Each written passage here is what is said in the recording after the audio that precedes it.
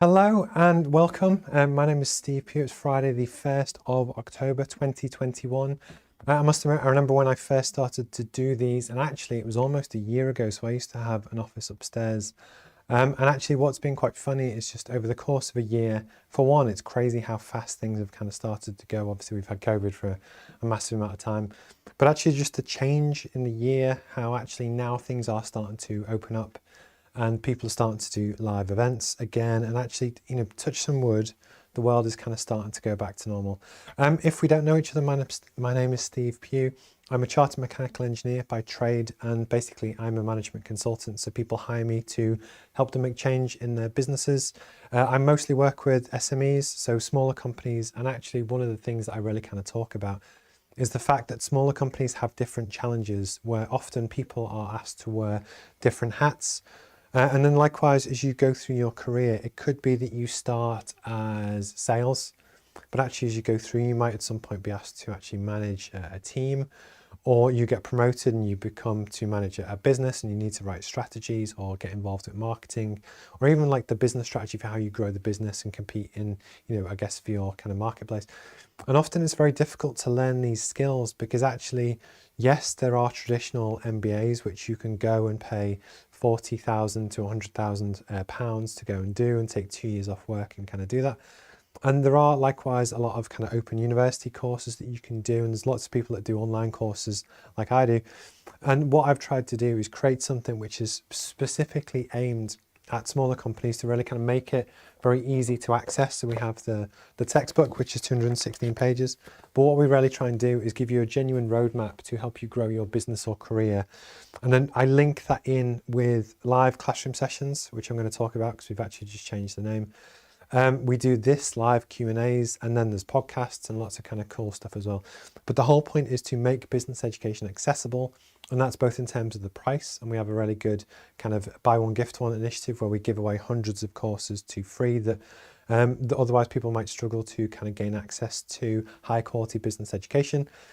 We are CPD certified, so this does count towards your professional kind of accreditation in terms of personal development and stuff, which hopefully you might find useful. But then also in the live Q&A, which I do every Friday, over the course of the week, obviously within my day job, I get paid to actually help grow and turn around companies and do marketing and do lots of kind of cool stuff. And what I also do in client calls and whatever, if something interesting kind of comes up, I, to be honest, choose to kind of talk about it in the way that when I discuss different concepts and then kind of put them up on the board, yes, I clip them up and they all go onto YouTube and, that kind of thing.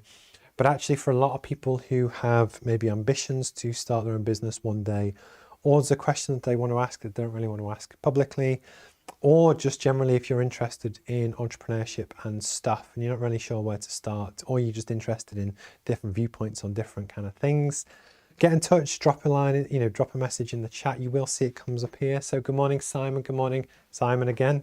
And actually what I love to do is ask people within the week. So to both Simons, what progress have you made this week?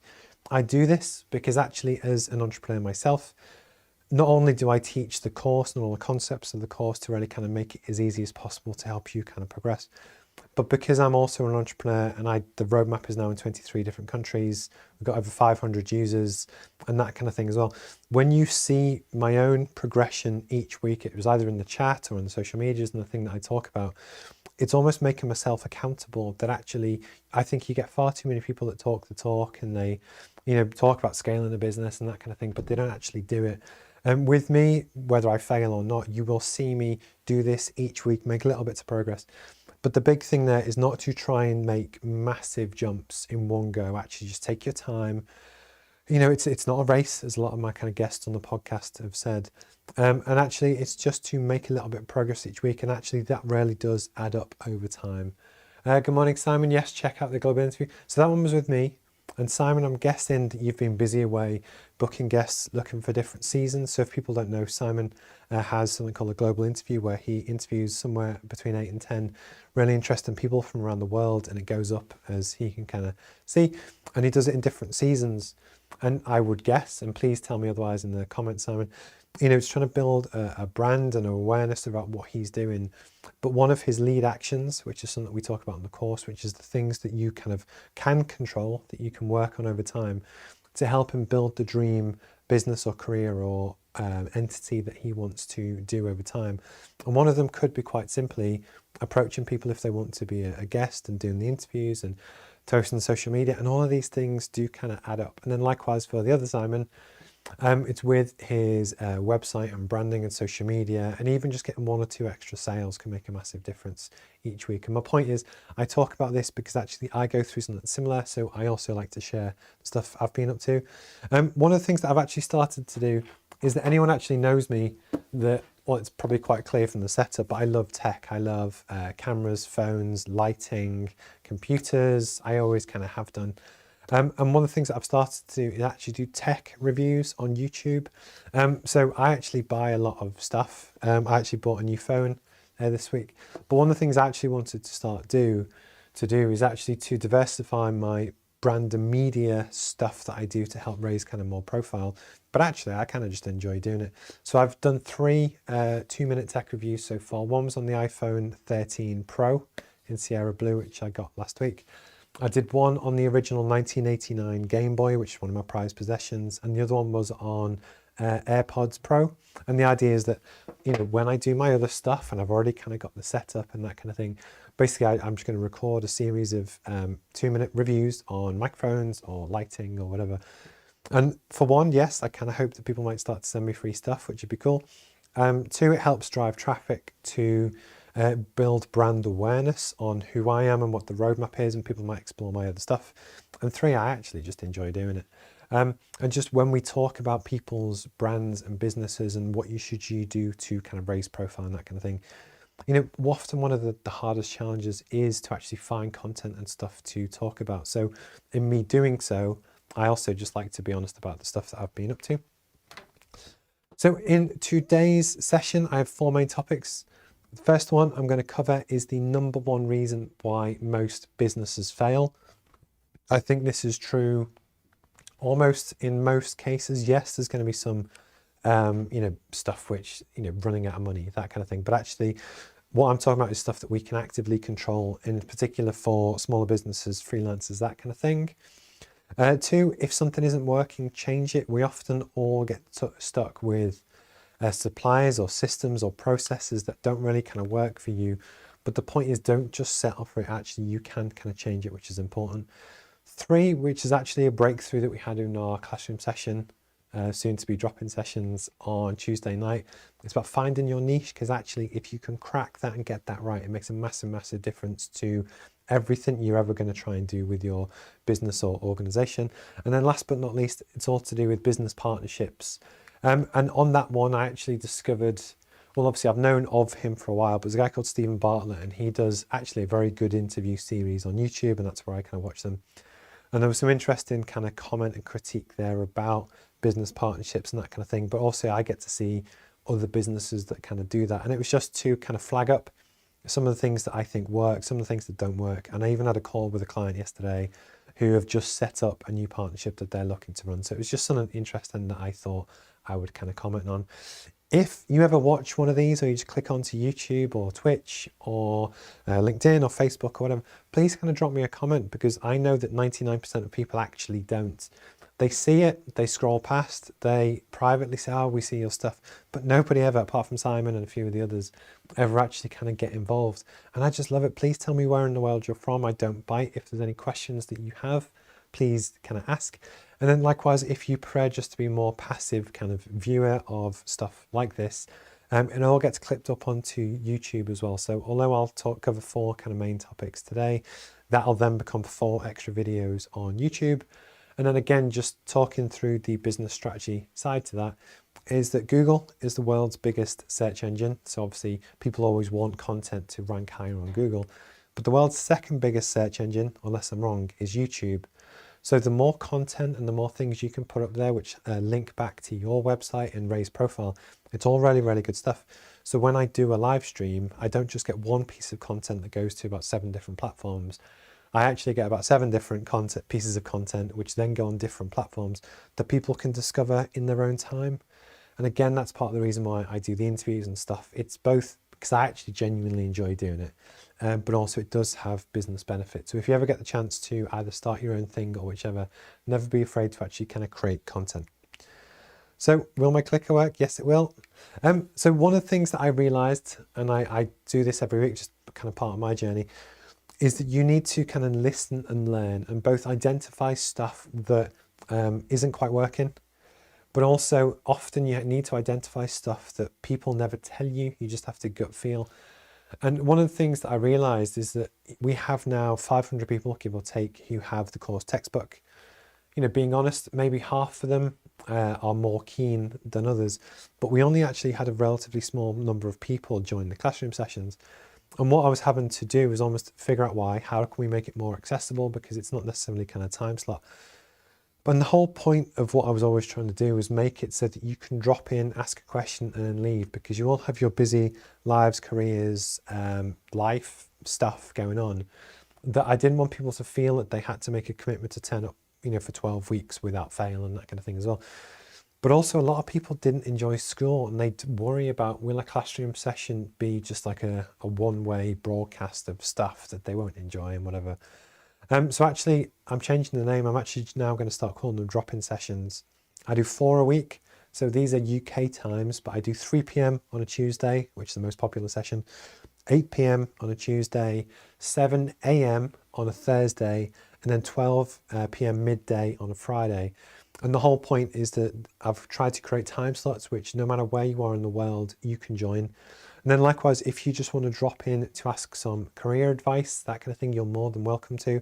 And then what we also do, and it'll happen more and more as we kind of grow the course, is we walk you through the modules and the concepts. But actually, I have no problem if you want to come in and pick my brains and that kind of thing for those sessions. So the drop-in sessions, all of the links are on the website. So that's roadmapmba.com. They're halfway down the page.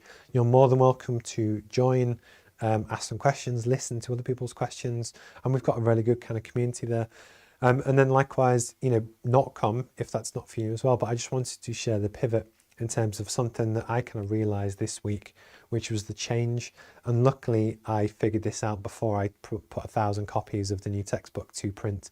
So I managed to change that as well. But you know, this is part of the honest journey about identifying ways to pivot your business to just get that extra engagement and those little kind of tweaks.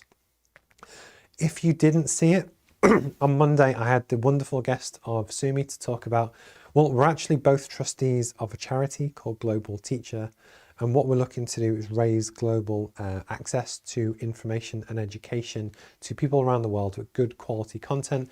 And a major part of that is something which is called Pod, which is a solar powered projector, with the idea being that that can enable us to share digital education. It could be business education, it could be for school age kind of people, to places around the world that don't have reliable internet or a projector or lots of different reasons to it. But actually, it was a really fascinating interview. This is now on YouTube, so you can check it. So if you search for Steve Pugh Roadmap MBA, there's about 60 interviews on there, or you might be able to find the links on the socials. But really, really worth checking out. Wonderful lady. And actually, what she also talked about was her own journey of growing up in Malaysia, actually having a very similar experience about how access to education can make a massive difference to her life. And when you watch the interview, you'll see why. She's very articulate and that kind of thing. Definitely worth checking out. And then actually just to plug last week's, if it's going to work, it's not going to work. Is it going to work? Sod's Law, the battery, technology never works. So I'm going to go to here. And then Rob Baker's interview, which was the week before. So Rob actually talked about something called job crafting, based out of Durham here in the UK. And it was really interesting. It was about how actually for anyone in their business or career, a way to almost tailor it to do more of the fun stuff that you like doing, get more job fulfillment from that, but actually not feel that you are kind of like trapped in a job you don't enjoy. And what it's been proven to do is actually increase productivity in a team. So Rob's interview and all the different clips are also on YouTube if you want to kind of check them out. Really top guy as well.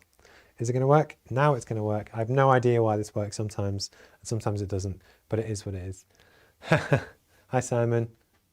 No, thank you. I must have, on the 2-minute interviews, sorry, on the 2-minute tech reviews, I purposely chose that topic because actually I watched quite a few tech reviews, more than I probably should.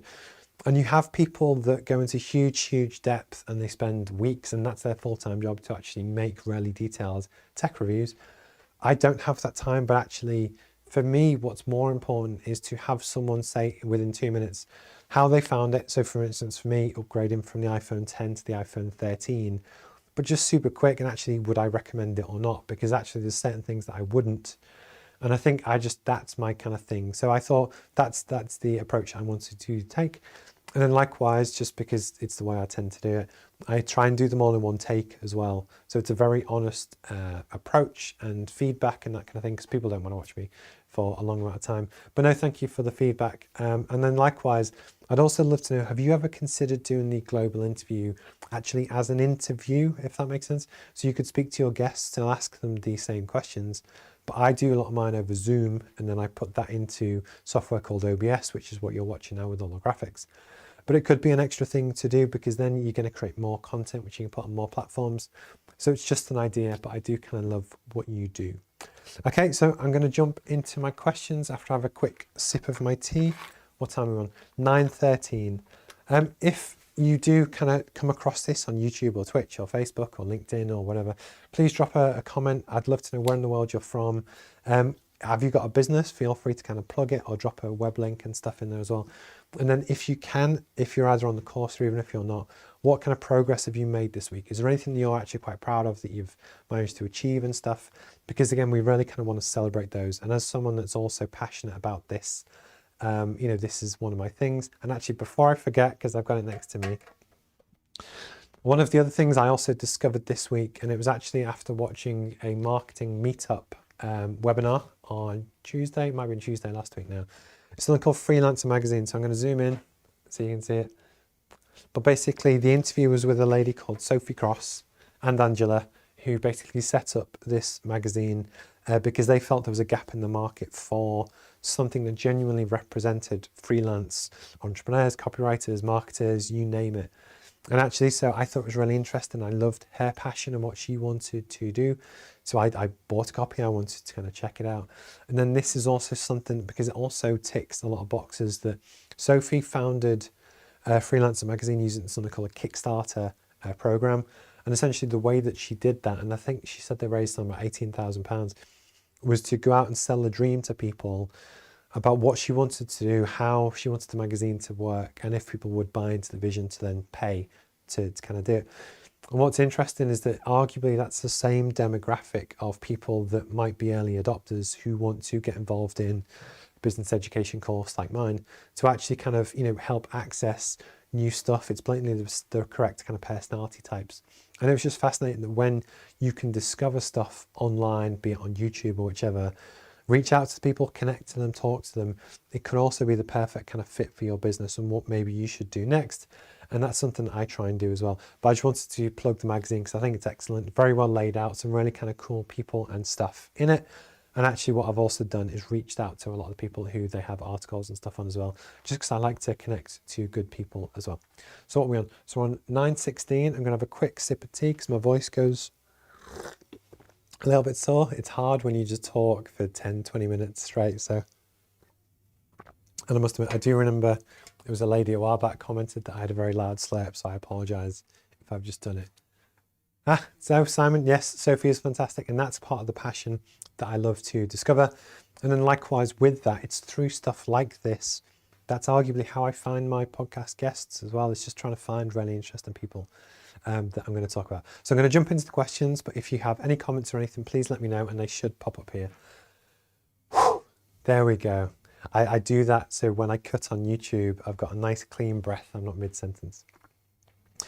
Okay, so now I'm going to talk about one of the topic things. Start again. So I'm going to talk about one of the main topics for why a lot of small businesses fail. Number one topic. Oh, yeah. So reason small businesses fail. I've just realised I don't think I've got enough paper to get through the session. You're going to touch the board, but it is what it is. One of the things that I've really kind of noticed is when people start a business, it doesn't really matter what it is. people are often afraid to actually talk about it. It can be quite daunting that if you set up an entity to do business education or cupcakes or you name it, doesn't really matter what you do, energy brokerage, there's always a hesitation between actually how much do you promote the business? Because actually what happens is that when we talk about marketing, and I spoke about on the kind of podcast last week, we have like your sales funnel or your marketing funnel, and at the very top of it is awareness. And basically awareness is the first step to actually help you sell your product, get people involved with your cause, get buy-in to your charity or whichever. And the number one thing that I think most people really struggle with is they don't promote themselves enough. There's always an element of people worry, and I'm not even talking about sales, I'm just talking about marketing, brand awareness, what you're passionate about, what your missions are. That's not sales. And one of the things that I think a lot of people fail with is actually that they hide away. So they have the idea. I'm going to switch pens. I'm going to go for orange. So they got a good idea, but then actually they might tell a few people, but often maybe after a month, 2 months, if it's not really getting much traction, basically it just fizzles out. And genuinely, I think the one reason where I think a lot of people go wrong is that they don't have the persistence to really actually be passionate about what it is that they're trying to do, which that would then give them the conviction to actually keep going and keep talking about it. Because there's a prime difference between pushing and raising awareness about your vision and mission. So in terms of global teacher, that could be to raise global access and education in different parts of the world. That's a really nice thing, and that's different to maybe promoting to fundraise, which might have a slightly different angle where there's something you want to do. But actually raising awareness on your mission or vision and mission is that if you found something that you're genuinely passionate about and you think is a niche, I think the number one reason why people actually go wrong is that they stop promoting and stop talking about what they do because they worry enough that people don't engage with what they do, or people might question their intent or their motives. And it's just one of those things that actually you really need to shout about and champion and really be happy about talking about your stuff to really get people to buy into it. Because if people don't know who you are, if they don't have awareness of your product or service, they can't buy into it. There's a fantastic organization called Kind Currency. So I'm going to try and get Michelle on the kind of podcast at some point. And what they're looking to do is help support people that give within the community to help give them access to stuff, but almost using kindness as a currency in a way to help reward people that are kind of givers in society. What she does is fantastic. We had a chat, but my point is, often a lot of people start stuff with really good intentions, and it's having the confidence to really kind of, keep talking. But in terms of a commercial business context, the other thing you need to do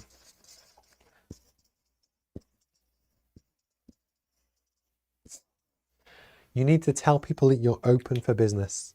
If you are a freelance virtual assistant, it could be anything.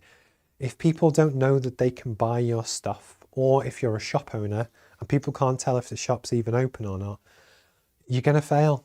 And it all comes back to awareness on who you are, what you do, and how people can buy it and how much it costs.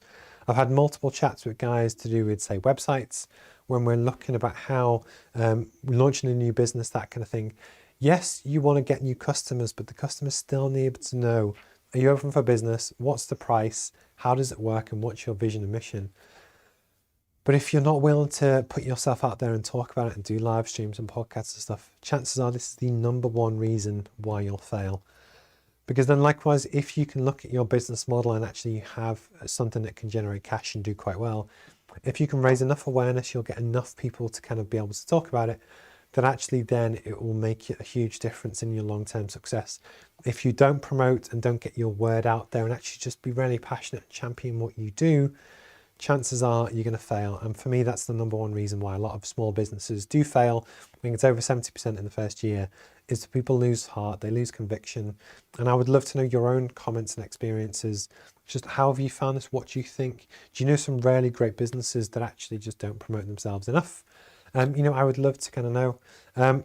My name's Steve. You'll probably see this on YouTube or likewise on the live stream. Get involved. And yes, for me, that's the number one reason why a lot of businesses fail, but I'd love to know your thoughts and ideas as well. Okay, what do we have? Do I have one more sheet? Nope. So I'm going to fold over and I'm just going to wing the others because I've run out of paper, but it is what it is. This is why I need to do more prep before I do things. The second topic that I was going to talk about was actually if something isn't quite working in your business, and it could be policies, procedures, it could be HR, it could be a staff member, change it. Do not sit on a problem and hope it goes away, because it won't. You see this all too often in a lot of different businesses, but actually likewise for me, it's almost if you have a supplier that you just feel that they don't really want your business, or there's a lot of stuff involved, that you could be a cupcake manufacturer.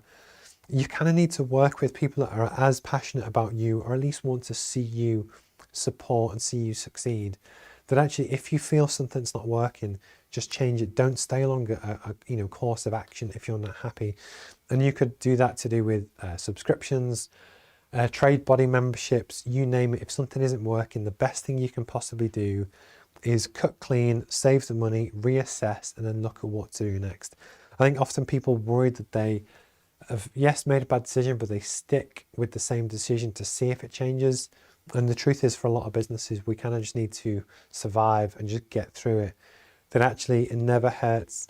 There's a famous saying actually from a lady who runs a finance business. And she said that actually businesses almost never regret cutting costs too soon. And I think it's true that is also true with bad eggs, people who are bad influences in your life, that kind of thing. That actually if someone is dragging you down or dragging your business down and not helping you achieve your mission, rightly or wrongly, just cut it off, make a change, pivot, because actually you need to do that to kind of survive.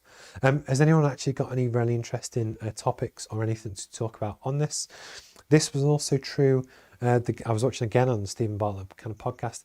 There was a guy talking about how actually when they started his tech startup, the CTO who they had at the start was a nice guy, knew how to code, but he wasn't the right person to really help drive their vision, to recruit the right team and scale and grow as quick as he wanted. And he knew that, but he kind of sat in it because basically he got advice and everyone was like, no, they're good, they're good. And then eventually when he did decide to make the change and bring in someone new, everyone was like, oh yeah, it's the right decision. And the point just proves that if you are the entrepreneur or whichever, it has to just be your decision to make a change and really kind of go for it. And yeah, never be afraid to make changes. I pivot quite a lot, just on maybe sometimes subtle things, but it's almost you need that conviction to kind of help move forward. So it's around 9:25. I'm going to go very, very quick cup of tea. Okay. I'm purposely going to rattle through these today, partly because I've run out of paper, but actually also just because, I don't want this to be a long drawn out thing, because I also fit this around my kind of day job as well. But I do love it when people get involved in stuff that they've been up to, or even their own opinions on stuff. Okay, yes, Simon, 5 year of the rewards program, free to enter. Okay. There. Sorry, Simon. I'm trying to both read and talk at the same time. But no, definitely check out Simon's stuff. And again, Freelancer Magazine is definitely worth kind of checking out. And actually, just on that one, what was really interesting was that I discovered Sophie from a marketing meetup talk. And one of the things that she spoke about was how actually, when she was creating the magazine, stuff that is free, arguably the stream is free, but people don't always value it. But then actually, how do you have the confidence to charge what you feel that something is worth?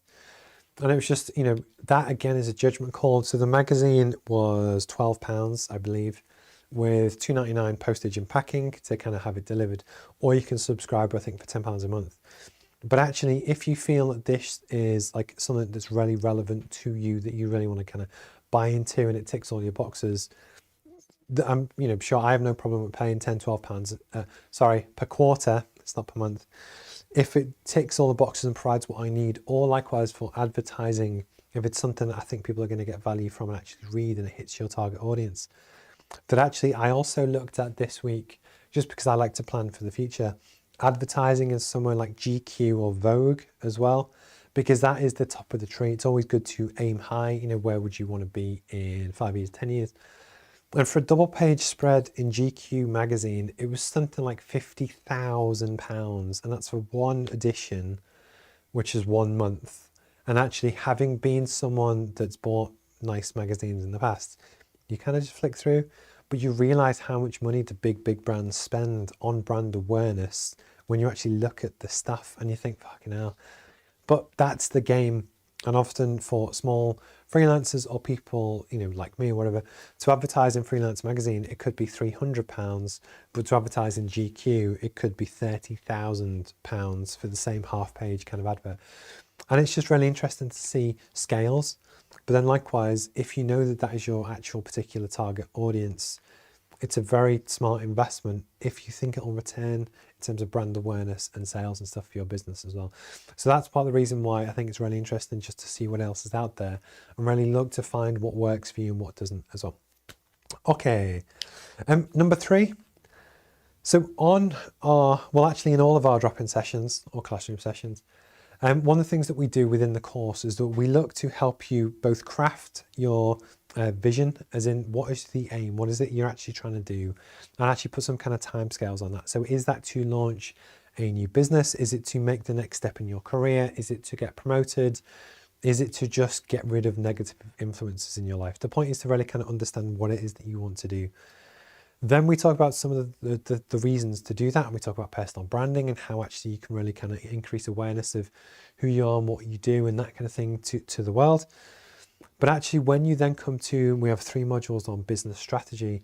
One of the most important things that's really important to do, I'll draw on this. I've never drawn on this before, and it might ruin my board, but otherwise, is that most people, is that they talk about how if you're here today,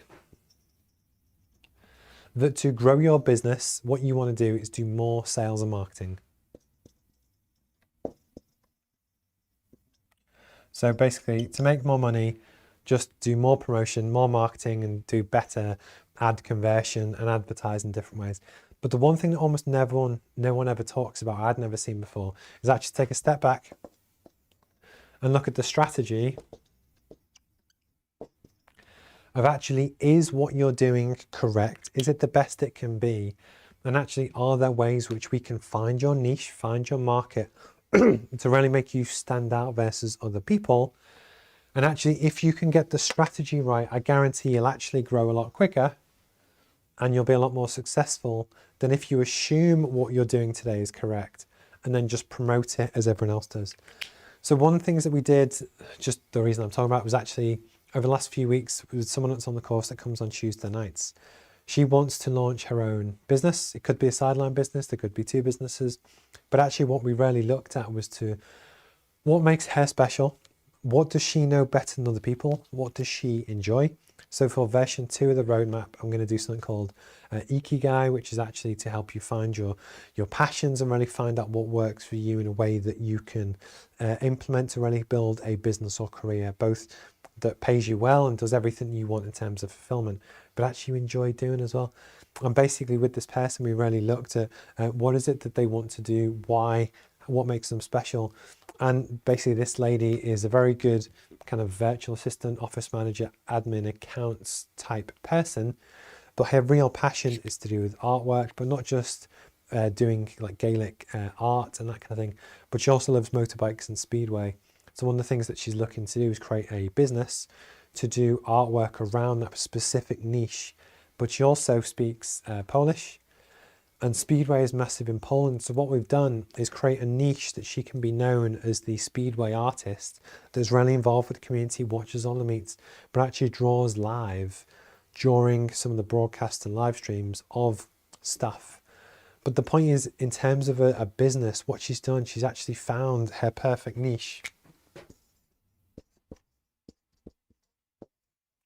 That now, as she looks to grow and accelerate and raise awareness and do all of this kind of stuff, because we've actually found what makes her special, she will be so much more successful than if she simply blindly was doing what she always had done, which is bits and bobs of different stuff, and then promote it and sell it on Etsy, where there's a lot of competition. And the point is, the more you can look at your strategy to really identify and develop a niche, it will make a massive difference just in terms of your long-term success. So that's something we cover on the roadmap, and actually we kind of walk you through it. And then likewise, so modules 4 to 6 are all about business strategy to really help your business be as good as it can be. And then module 7 is about marketing, and then basically 8, 9, 10, 11 are all about how we then promote it and get your visions and stuff out in the world and actually really do really good sales pipelines and negotiations and stuff as well. So we really try and give you the roadmap from start to finish, all the way from aims, goals, visions, to personal branding, to the strategy about what is it that you want to do, all the way through to marketing, promotion and stuff as well. But it does kind of work. But what I'd be really interested in, what is your niche? What is it that you're really trying to look to do? And why does that make you special? Especially in a crowded marketplace, if there's a lot of people that do what you want to do, you really have to stand out. And the way to do that is to really use things that you know better than anyone else. It could be your personality, it could be your personal knowledge, it could be the languages you speak, it could be your geographic location. There are loads of things that we can do and we can use, and we talk you through it on the course. But once you kind of find that, that's how you can start to build the business that you really want, and make sure, you know, you kind of hopefully help kind of plan the next few years of your career. Last but not least, and this actually was inspired by the Stephen Bartlett talk, where actually it was the guy that started a very famous tech finance company that are valued at something like $46 billion now. Really fascinating guy, actually. So if you check out, because actually I've watched quite a few of them now. So it's the Diary of a CEO podcast, and I watch them on YouTube because I like the visuals and I like to get a feel for people, not just listen to it. Some really, really good guests. But he was talking about how actually when he started the partnership, I'm going to do it here.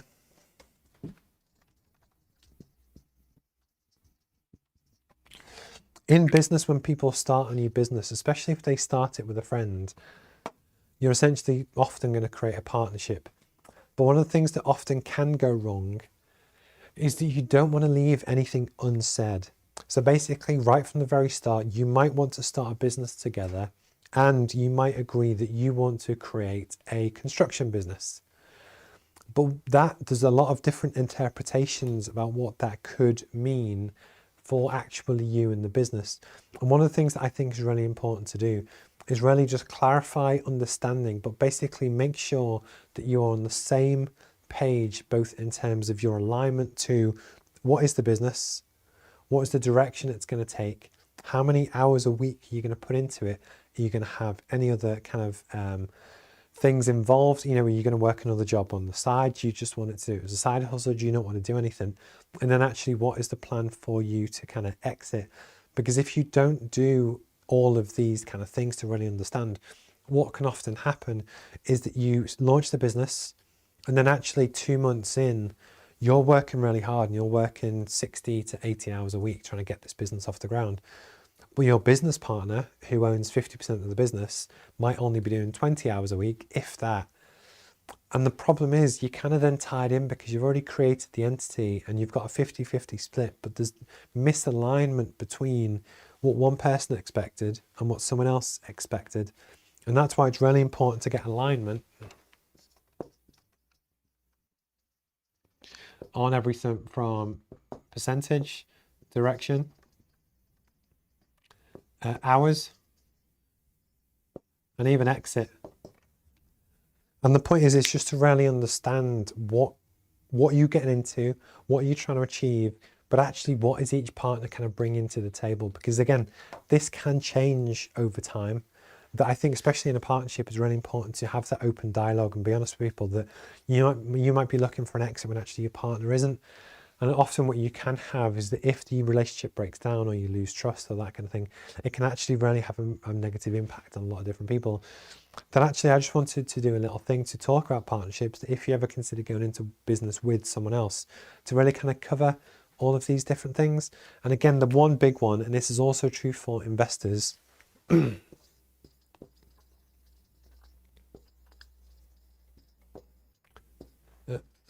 is to really look to see if you have shared goals. Is your vision aligned together about what is it that you want to do? Is your goal someone might want to build a big business and someone wants to build a small business. There's a lot of really nuance to get down and get this into your agreement to really make sure this works. And then likewise, again, on the Stephen Bartlett podcast, which I plugged for 3-4 times today, he interviewed a really fabulous lady that had started several really, really good businesses. And when she got bought out for something like $100 million, one of the things that she said is that when the investors were looking to kind of buy into what she was doing, some people really bought into the vision and they're very honest about what they wanted to do. Others wanted to completely rebrand and change the name and whatever. But actually, no matter what your business is, it's a bit different if you're a sole trader in many ways like I am, because actually I can just decide what I want to do. But if you ever either bring in a team member or a co-investor, or you raise finance, or even with your suppliers, it's always important to kind of make sure that you're on the same page. They understand what it is that you're trying to do, why you're trying to do it. And then hopefully what you'll have is all the different parts of your team pulling in the same direction to really help your business move forward and be successful in a way that often if things go unsaid, that's when problems can start to happen over time, just if you start to go in different kind of directions. So what we're on 9:38. Thank you everyone for your time today. I'm going to go quickly back to some of the stuff just to plug some of the previous interviews if this is going to work. So definitely check out the Rob Baker interview if you can. It's on YouTube, talking all about job crafting and how in HR to really kind of help grow your business or career and get more fulfilling kind of from your team. The Sumi interview was brilliant to do with Global Teacher, but also sharing her journey and stuff that she wants to do. And then likewise, the classroom sessions, if it's going to work. Is it going to work? This thing, which I'm going to review it on Amazon for £12, is rubbish. And basically, yeah, so the classroom sessions are going to have a change of name as well. I'm going to start those from, next week is when I'm going to start to promote them. And then likewise, I also have a rebrand and stuff coming soon too. So I'm actually going to have a bit of a break from doing the live streams and podcasts and interviews just whilst we redecorate this room and get everything live. So there might be a little break in stuff, but actually it doesn't mean I've gone away. I'm just working hard on my own kind of stuff as well. So it's Friday, the 1st of October. Thank you all for your time as always. Hopefully you found this interesting. Even if you catch up on this in 8 months' time on YouTube or Facebook or whatever, feel free to send me a message. The Roadmap MBA is an alternative MBA business course to help teach you the skills to help you grow your business or career. We have the Buy One Gift One initiative, which anyone can kind of get in touch with to kind of discover more and actually hopefully get free access to business kind of education. So please kind of get in touch. My name's Steve Pugh and thank you for your time and hopefully speak to you soon. All right, cheers guys. Thank you. Bye-bye.